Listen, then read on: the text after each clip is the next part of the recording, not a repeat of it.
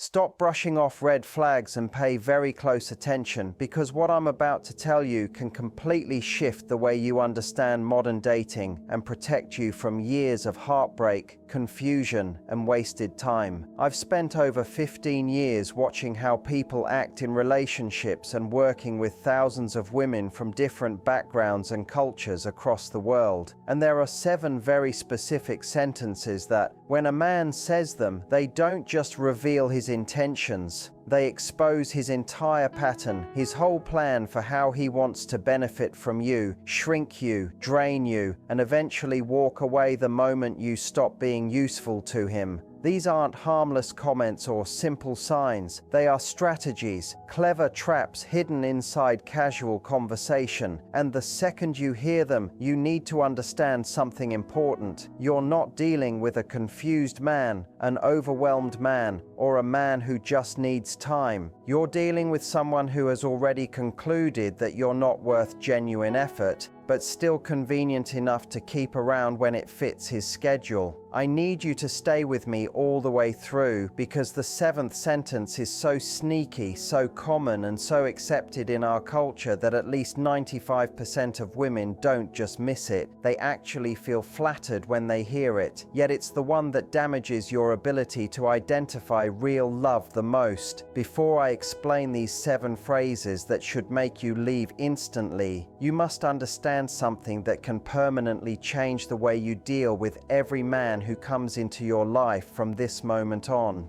Most women grew up hearing from movies, friends, family, and society that love means patience, understanding, and seeing the best in someone even when the truth is sitting right in front of you. We were encouraged to believe that the right woman can inspire a man to change. That if we hang on long enough and love him deeply enough, he will magically wake up one day ready to commit. This belief runs so deep in us that we often can't tell the difference between a man genuinely working on himself and a man who's simply keeping us confused while he searches for someone he considers better. We've been made to feel like our standards are obstacles blocking love, instead of recognizing that standards are what make healthy love possible.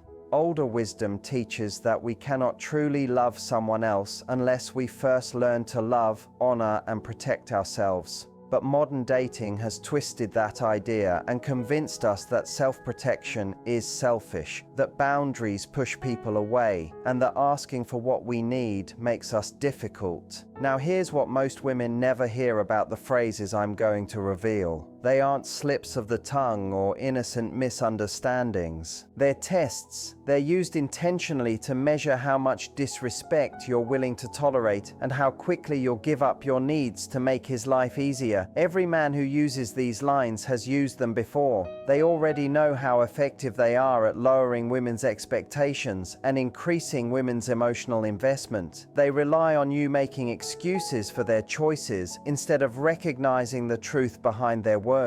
What I'm about to share isn't just dating guidance. It's a form of protection that can save not just your heart but your future, because the man you choose doesn't only affect your romantic life. He influences your career, your friendships, your family connections, your financial health, your emotional stability, and most importantly, your sense of self. Choose the wrong man and you may spend years healing from damage while slowly watching your dreams fade, your confidence break, and your energy drain into someone who never intended to give anything meaningful back. The first sentence that should make you leave immediately, not later, not after another conversation, but right now, is when a man says, "I don't want to hurt you," or anything similar like, "I don't want to lead you on," or "I want to be honest about where I am."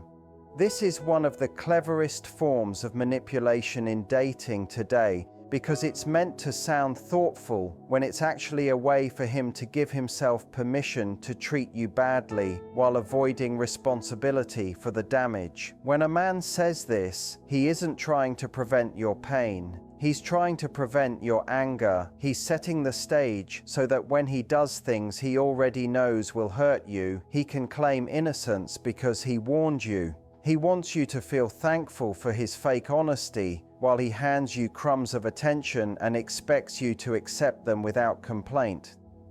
This phrase is especially dangerous because it can make women think they're dealing with someone mature, someone self-aware, someone trying to communicate. But what you're actually dealing with is someone selfish, someone calculating, someone who plans ahead to avoid accountability. What he's really saying is simple. He has already decided you are not the woman he wants long-term, but you're convenient enough to keep around until something better appears. And he wants to set the expectations early so that when he acts like you don't matter, he can't be blamed. He gets to enjoy everything you offer, your time, your affection, your emotional support, your loyalty, even your body, while still keeping full freedom to walk away whenever he chooses. And the worst part is that this phrase often makes you feel like you must prove you're different, that you're strong enough to handle his inconsistency, that you're not like other women who want commitment, clarity, and emotional safety. You start acting like the cool woman who never asks for more, never expresses needs, and never expects respect. That reaction is exactly what he wants. Because once you disconnect yourself from your natural desire for commitment and security, he gains full control of the dynamic. The second phrase that should make you leave is when he says, "You deserve better than me," or anything close to it like, "I'm not good enough for you," or "You could do way better." This is not kindness. This is psychological manipulation wrapped in a soft tone.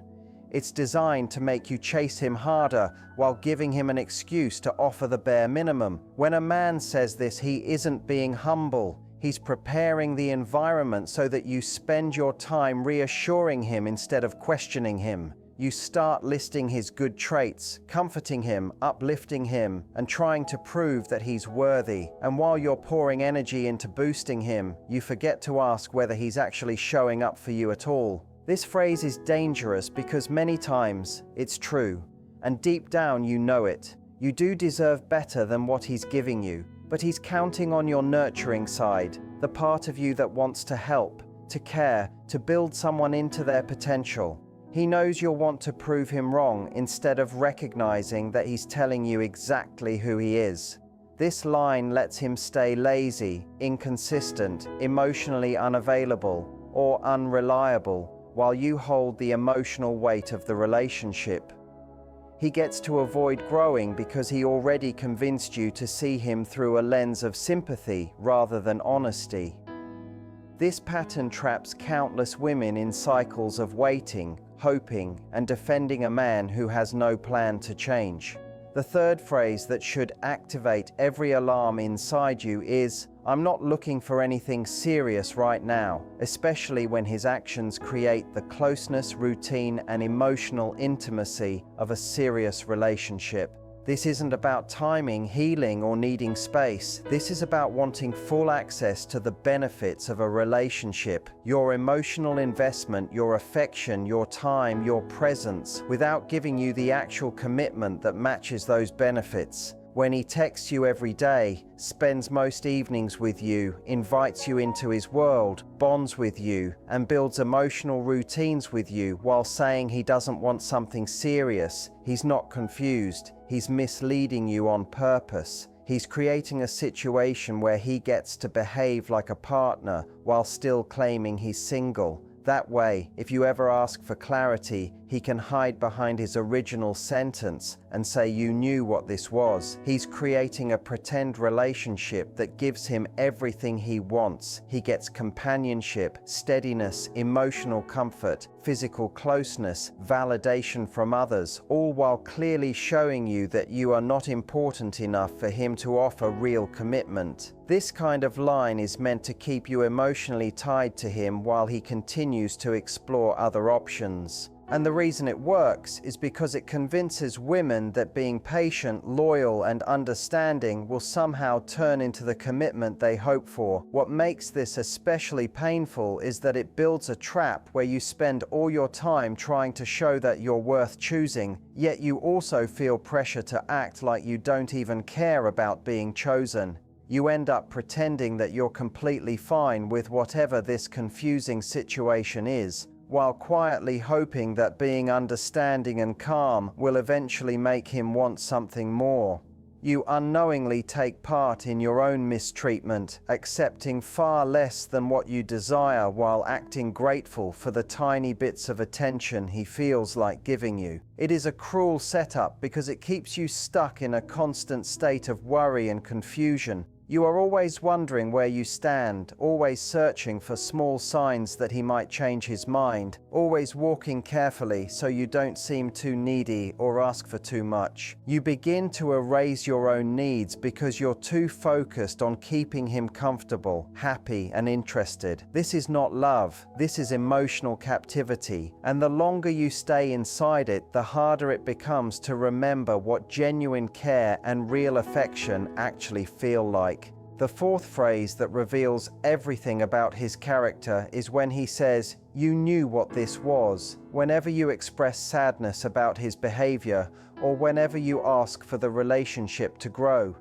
This statement is pure gaslighting because it tries to make you believe you're unreasonable just for wanting basic respect in a relationship. What he is really telling you is that since he set low standards in the beginning, you have no right to expect him to treat you any better now, even as the connection between you becomes stronger and more intimate. When a man uses this phrase, he is showing you that he believes relationships are situations where women must accept poor treatment forever. As long as he warned them early on that he didn't plan to offer more, he is basically saying your feelings don't matter, your personal growth doesn't matter, and your emotional needs don't matter because he already told you he wouldn't meet them. It's like someone punching you and then blaming you for getting hurt because they warned you that they were going to hit you. What makes this line especially damaging is that it causes you to doubt your own memory, your own perception, and even your own emotional experiences. You begin questioning whether you imagined the closeness, whether the connection was only in your head, whether you're being unreasonable for expecting a man who behaves like your boyfriend to actually commit to being one.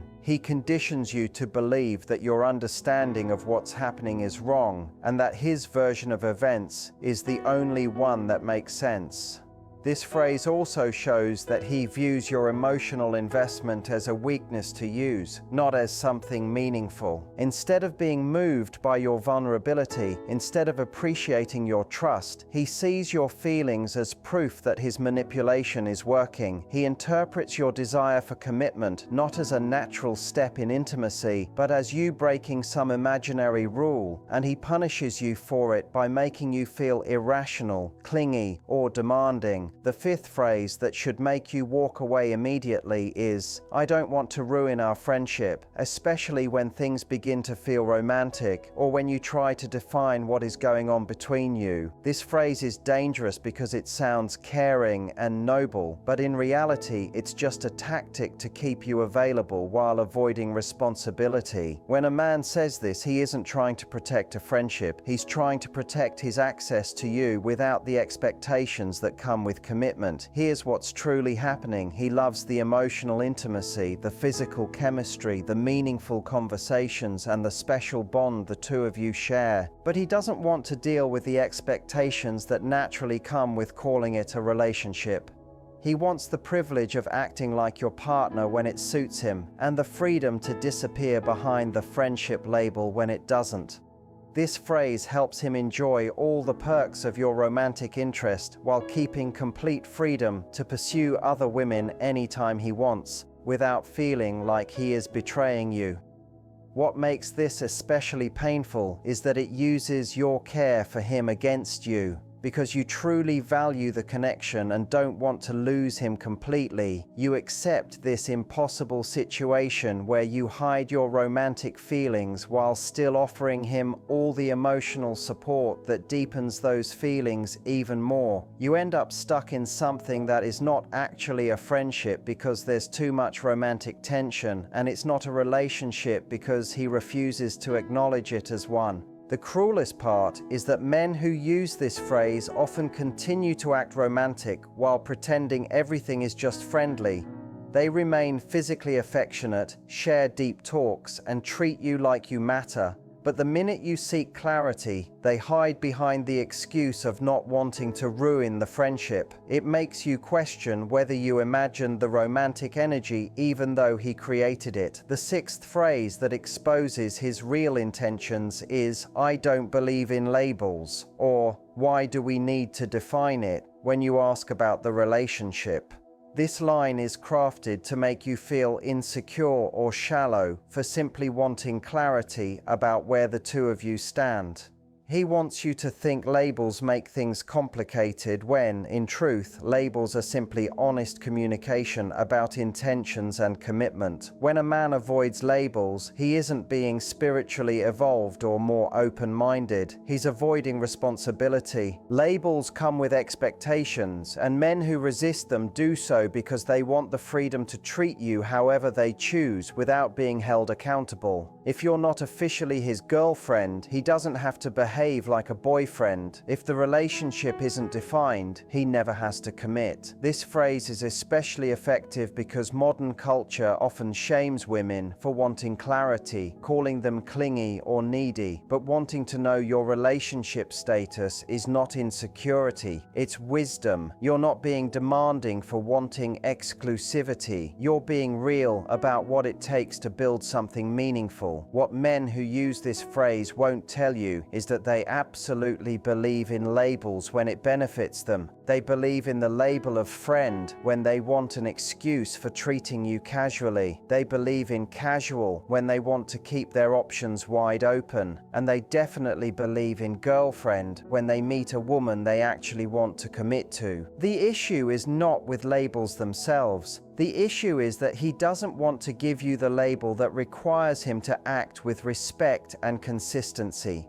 The seventh and most harmful phrase, the one that damages women's ability to recognize true love more than anything else, is, "You're not like other girls," or "You're different from the women I've dated before." This line sounds like the highest compliment, and that's exactly why it's so dangerous. Women hear it and feel chosen, unique, understood, almost special in a way others weren't. But what you're actually being given is a manipulation tool designed to isolate you from other women and make you participate in your own mistreatment. When a man tells you you're not like other women, he is not praising you. He is conditioning you. He is creating an identity for you that you'll feel pressured to maintain. And that identity is built on being the exception to what is normal for women instead of being a whole, complete person with natural emotional needs. This phrase teaches you to feel proud of not needing what women need. Commitment, reassurance, respect, emotional closeness, consistency, because wanting those things would make you like other girls. It is extremely dangerous because it convinces you to see other women as needy, dramatic, or hard to deal with, while you see yourself as cool, understanding, and easygoing. You begin judging women who set boundaries or have expectations, all while convincing yourself you don't need those things. In doing this, you become separated from your own intuition and basic relational needs. The psychological damage comes from forming an identity that depends on not being feminine in any way that might inconvenience him. You take pride in not asking for more, pride in being unbothered, pride in not showing jealousy, pride in having no boundaries, pride in accepting behavior that other women would walk away from immediately. This isn't confidence, it's conditioning, and it's meant to make you stay silent while your own needs go unmet. You've been led to believe that hiding your natural needs somehow makes you unique, when in reality, it often makes you open to being mistreated.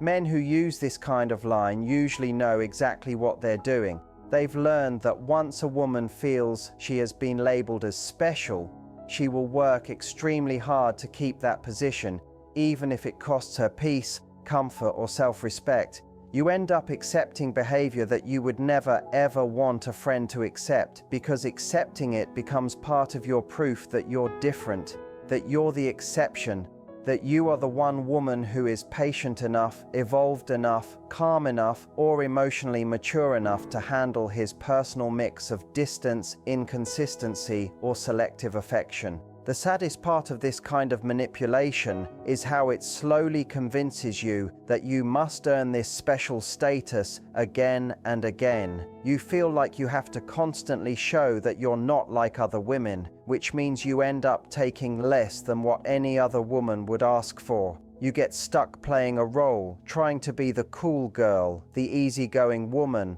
the one who never causes issues, never asks for too much, never points out discomfort, and never speaks up when something hurts. And while you are busy performing this version of yourself, you slowly start losing your connection to who you truly are and what your real needs look like. You begin ignoring your emotions, shrinking your standards, weakening your boundaries, all just to keep the peace with someone who never deserved that effort in the first place.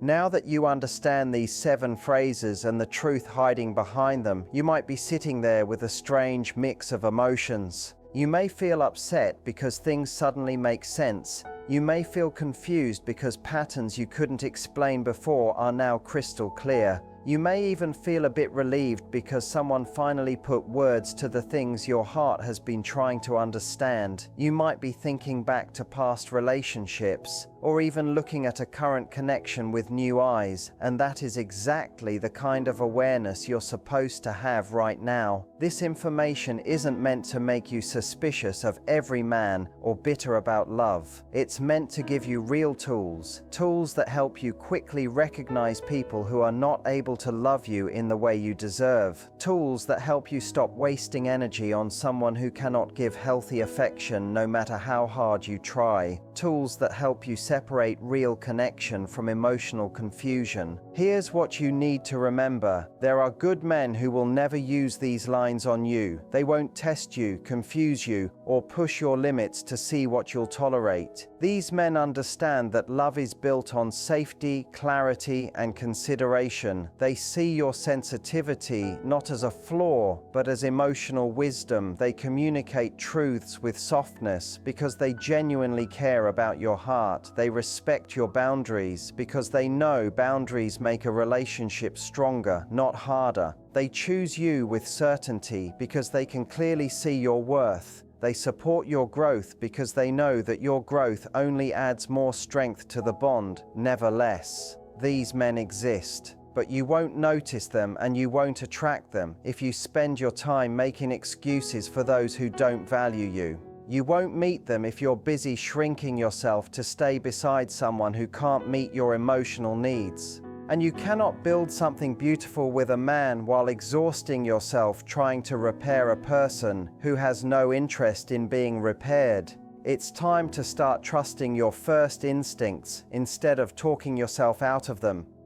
If something feels wrong in the early days of getting to know someone, pay attention. If you catch yourself explaining away their behavior or trying to convince yourself that their tone, their words, or their actions didn't mean what you know they meant, slow down and listen to that inner voice.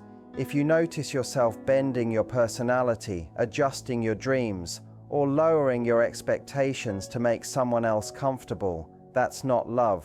That's a sign that something inside you is being pushed down. Here is the truth I want you to carry with you from this moment forward. You are not responsible for fixing people who continuously hurt you. You are not responsible for teaching someone how to love you the right way. And you are absolutely not responsible for staying in situations that make you smaller simply because someone else doesn't want to grow. You do not have to be endlessly forgiving. You do not have to be endlessly patient. You do not have to carry all the emotional weight of a relationship on your own shoulders just to keep something from falling apart. Your job is to be real, to honor your feelings, to trust your signals, and to build a life that feels safe and peaceful in your own body. The love you are hoping for is looking for you too, but it can only find you when you stop agreeing to less than what you truly deserve. It can only recognize you when you show up as your full self, not when you're shrinking into a softer, quieter version of yourself just to keep someone else comfortable. And the next time someone uses one of these phrases on you, remember this conversation. Remember everything you've learned. Remember that you deserve so much more than someone who needs to be convinced of your worth, your value, or your place in their life. You deserve a love that chooses you without hesitation, a love that treats you with respect, and a love that never asks you to become less in order to stay.